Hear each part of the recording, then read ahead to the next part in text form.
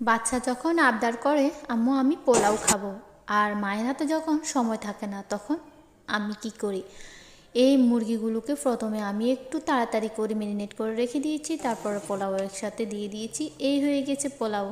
এখন দেওয়ার পরে বলে কি, এটা কি আমার পোলাও হয়েছে? এটা তো বিরিয়ানি হয়েছে, তুমি আমাকে পোলাও দাও নাই কেন?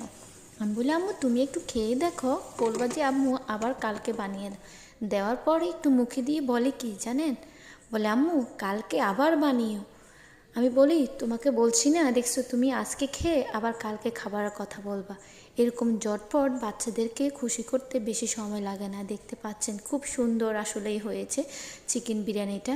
সে অনেক খুশি হয়েছে, আলহামদুলিল্লাহ তাকে খুশি করতে পেরেছি। তো কেমন লেগেছে ভিডিওটা অবশ্যই জানাবেন। আল্লাহ হাফেজ, ভালো থাকবেন সবাই, বাই বাই। আর হচ্ছে গিয়ে সবাই আমার মেয়েটার জন্য দোয়া করবেন।